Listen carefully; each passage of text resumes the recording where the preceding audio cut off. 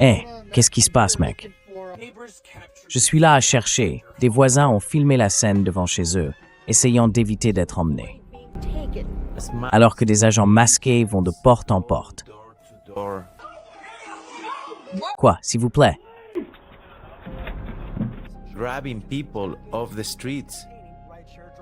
Enlever des personnes dans la rue, les jeter dans des fourgons banalisés et les faire disparaître dans un enchaînement de violations des droits humains. Into a pipeline of human rights violations. Likely to be investigated as a homicide. And sometimes death. Susceptible d'être enquêté comme un homicide et parfois comme une mort suspecte. Nous avons estimé qu'il était important de revenir sur l'un des premiers essais de ce plan directeur, l'opération Condor. Mise en œuvre dans les années 1970 comme un mécanisme de persécution de l'opposition politique sous les dictatures d'Amérique latine, elle est aujourd'hui recréée, bien que sous des formes différentes, dans certains des mêmes pays qui ont subi sa version originale, et pourrait-on dire, également aux États-Unis. Les parallèles sont frappants. Parmi eux, le meurtre de 2 manifestants américains par des agents de l'ICE et la justification qui s'en est suivie par des responsables de l'administration Trump qui, sans procédure régulière, ont qualifié les victimes de terroristes intérieurs. À cela s'ajoute le Mémorandum de sécurité nationale de Trump, NSPM 7, qui classe les personnes ayant des convictions anticapitalistes comme des terroristes intérieurs potentiels. As potential domestic terrorists. Taken together with the kidnapping of Venezuelan president. Pris ensemble avec l'enlèvement du président vénézuélien Nicolás Maduro et la guerre plus large menée contre la gauche à travers l'Amérique latine, un schéma sombre et familier commence à se dessiner. L'opération Condor est rappelée comme l'un des chapitres les plus sombres de l'histoire moderne de l'Amérique latine. Mais quelque chose d'encore plus inquiétant semble se dérouler à travers l'hémisphère. Pour explorer ce sujet en profondeur, qui de mieux que l'auteur argentin Atilio Borón, l'un des penseurs les plus prolifiques du continent, avec plus de 40 livres publiés et l'une des voix les plus respectées parmi les universitaires latino-américains. Borón étudie les structures du pouvoir depuis plus de 50 ans et est titulaire d'un doctorat en sciences politiques de l'université Harvard. Ses programmes complets, livres et séminaires sont disponibles sur son site web. Books and seminars can be found on his website. Atilio Borón, merci d'être avec nous. Thank you very much for the invitation. Merci beaucoup pour l'invitation.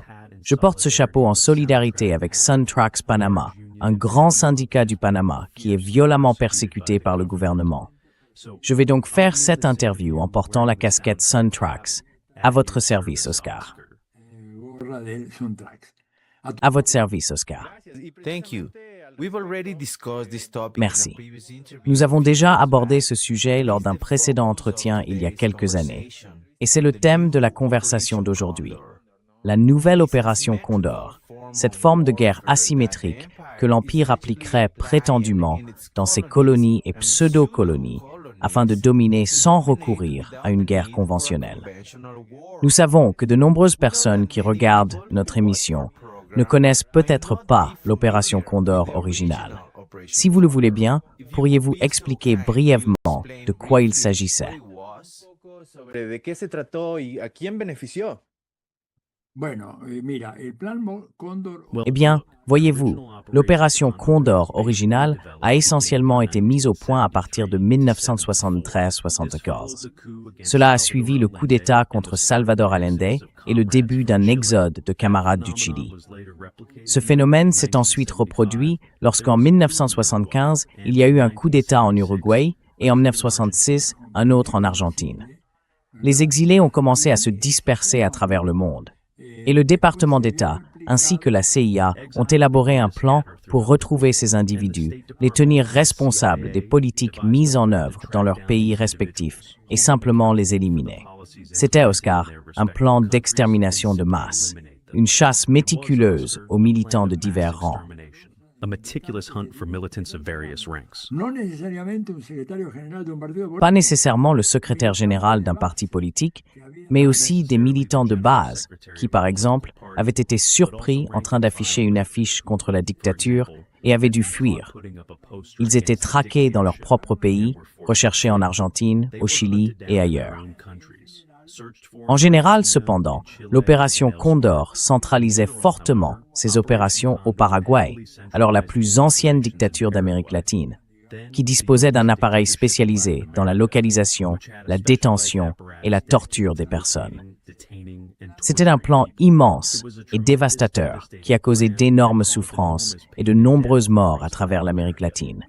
Une extermination de tout ce qui pouvait, d'une manière ou d'une autre, annoncer la résurgence de l'opposition aux dictatures imposées à l'époque.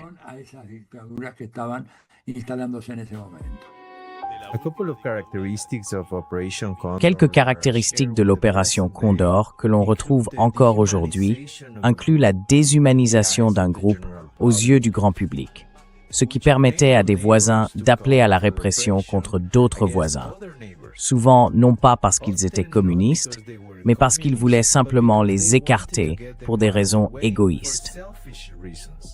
J'imagine que si vous faisiez partie du grand public à l'époque, disons quelqu'un qui regardait les informations ou la télévision, le récit dominant était que ces personnes étaient extrêmement dangereuses et qu'en s'en débarrassant, on protégeait, voire on sauvait la société. On leur disait probablement, si je comprends bien, que ces individus étaient des terroristes. Parlez-nous un peu de cet aspect. Cuéntanos un poco de ese aspecto. Eh bien, vous voyez, c'est une vieille tactique qui a de nouveau été utilisée récemment. Maintenant, ils ajoutent narco avant terroriste, car évidemment, plus personne aujourd'hui ne croit vraiment qu'il existe du terrorisme en Amérique latine. Mais en tout cas, ce n'était pas le point le plus important. L'objectif était la diabolisation complète des adversaires, des partisans de la démocratie qui s'opposaient au coup d'État. Ils étaient inévitablement présentés comme des guérilleros, des terroristes, des poseurs de bombes, des assassins, des tortionnaires. Un processus de diabolisation véritablement frappant, dirigé contre les militants de causes justes en Amérique latine. Et en effet, Oscar, la dynamique habituelle s'est appliquée.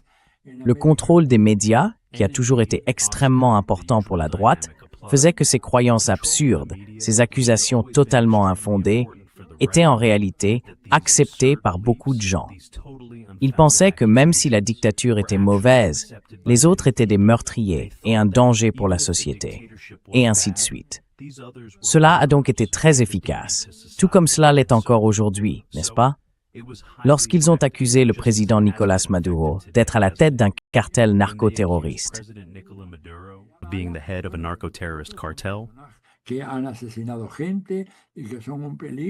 Et puis, après que Maduro a été enlevé et emmené aux États-Unis, quelques jours plus tard, le procureur général a déclaré que le cartel des Soleils n'avait jamais existé, que tout cela avait été une erreur.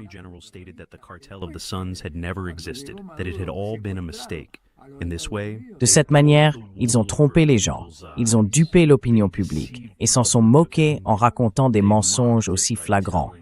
Non, ils n'avaient pas raison et ils ne disaient pas la vérité.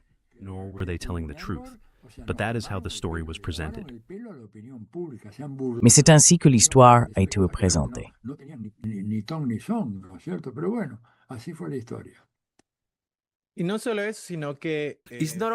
Ce n'est pas seulement cela, mais d'après ce que je comprends, il y a eu au moins en Europe une association avérée entre la CIA et diverses organisations mafieuses remontant à la Seconde Guerre mondiale, voire avant, qui s'est ensuite étendue à la persécution des partis communistes européens, qui, après la guerre, étaient puissants et bénéficiaient d'un large soutien populaire.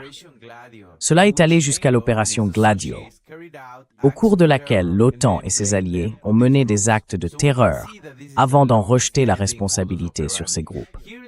On voit donc qu'il s'agit d'un mode opératoire ancien. Ici, aux États-Unis également, on a vu des rapports indiquant que le FBI, pendant les mouvements Occupy et Black Lives Matter, a à plusieurs reprises monté des complots et des opérations piégeant des militants afin de justifier leur persécution, voire leur poursuite judiciaire. Si l'on se tourne vers le présent, on constate très clairement ce schéma, et pas seulement dans des cas isolés.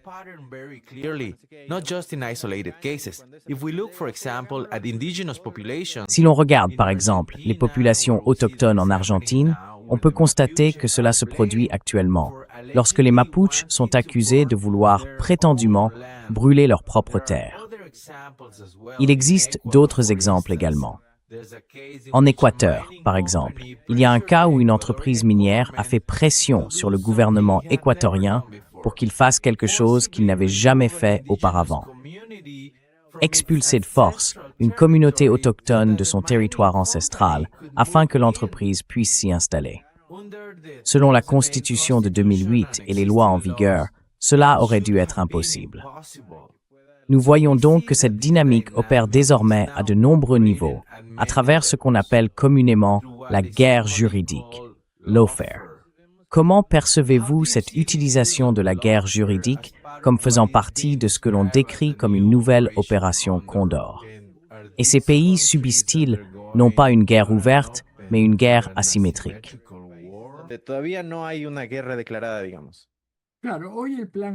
Bien sûr, aujourd'hui, l'opération Condor ne vise plus à éliminer physiquement les dissidents ou les opposants au gouvernement de droite, mais plutôt à les écarter de la scène politique. Et la liste est impressionnante. Prenons l'Équateur, par exemple. L'ancien président Rafael Correa, aujourd'hui en Belgique, fait face à un nombre extraordinaire de poursuites. Et le vice-président Jorge Glass est emprisonné et se voit refuser des soins médicaux adéquats. J'ai récemment vu une photo de Glass et j'ai été profondément troublé par son apparence, tant il semblait malade. Il y a ensuite Evo Morales, qui a été renversé, Cristina Fernandez, qui continue de subir la persécution, et Lula, qui a passé plus d'1 an en prison uniquement pour l'écarter de la course présidentielle de 2018. Après quoi, il n'y a absolument rien eu pour étayer les accusations.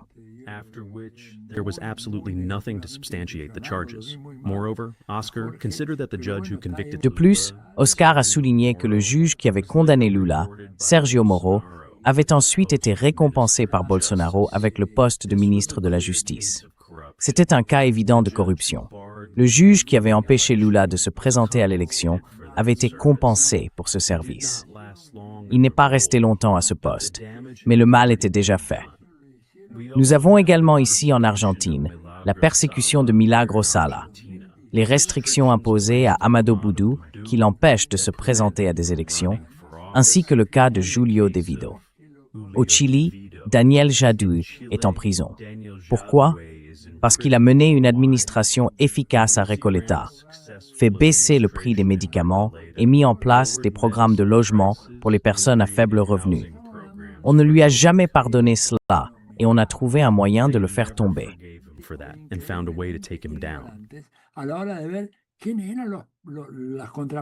Comme vous l'avez dit plus tôt, cela se produit toujours en collaboration avec la mafia. As you said earlier, this always happens in collaboration with the mafia. That point is crucial. The mafia and political control. Ce point est crucial.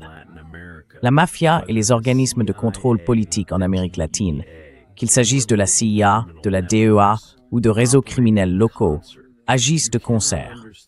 On ne peut pas comprendre le trafic de drogue vers les États-Unis sans se demander qui reçoit la drogue du côté américain. Les trafiquants mexicains ou colombiens n'opèrent pas par magie. Il existe des homologues basés aux États-Unis, ainsi que des policiers, des douaniers, des agents de l'immigration et des autorités locales complices. Gabriel Garcia Marquez a un jour fait remarquer que le journalisme en savait beaucoup sur les trafiquants latino-américains, mais presque rien sur leurs homologues aux États-Unis.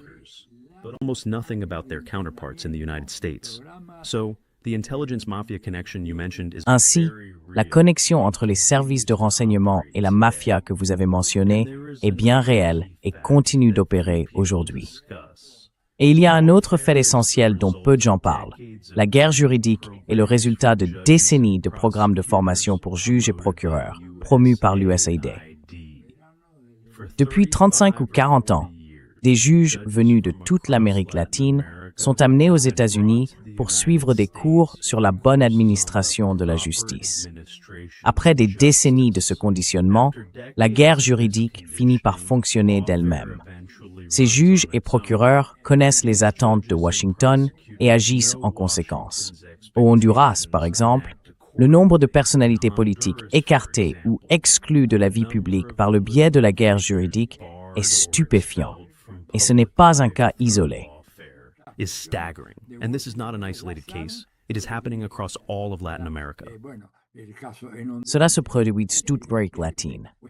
Política por el lawfare es impresionante en toda América Latina.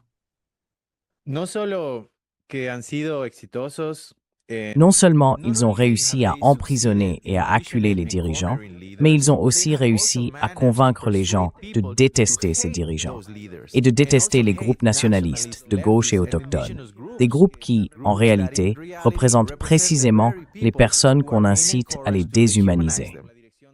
Ce processus est désormais mené sous la direction des médias, de la télévision, de la presse et même du pouvoir judiciaire.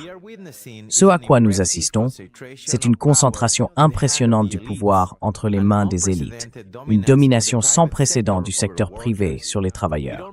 Cela équivaut presque à un néo-féodalisme. Et nous le voyons aujourd'hui avec Trump, n'est-ce pas?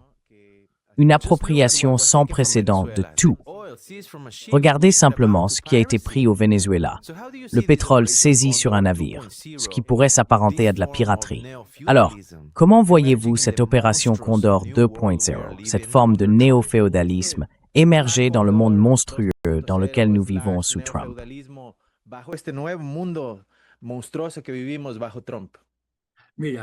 Écoute, tu connais un mot très précis, monstrueux. Monstrous. We are living through a profoundly critical moment. Nous vivons un moment profondément critique où ce qu'il restait de l'ordre mondial s'est effondré. Un ordre qui garantissait au moins certaines règles minimales. Qu'aucun pays ne pouvait en envahir un autre sans en subir les conséquences.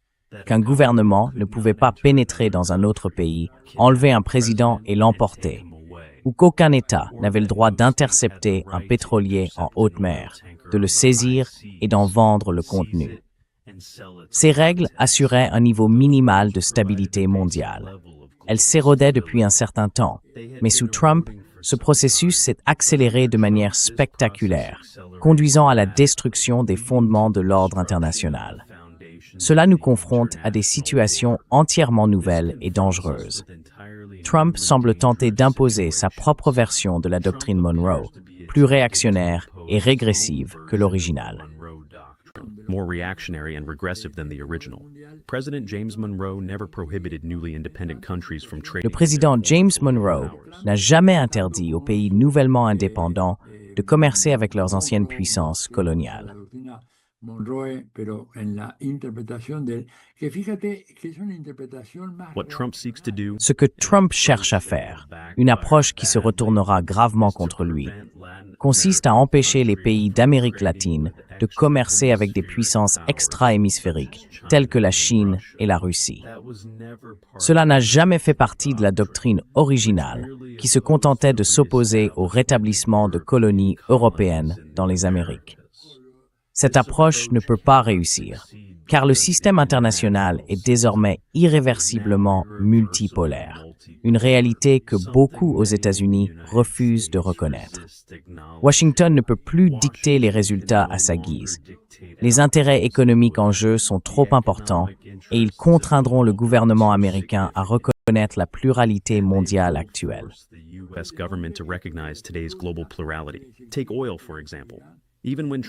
Prenons le pétrole, par exemple. Même lorsque Trump offre tout aux compagnies pétrolières, elles savent qu'une grande partie de la production du Venezuela est liée à des accords à long terme avec la Chine et la Russie. Aucune entreprise n'investira des dizaines de milliards de dollars dans des conditions qui pourraient les exposer à d'énormes risques juridiques et à des pertes. Il en va de même pour le soi-disant Conseil de la paix pour Gaza, une absurdité.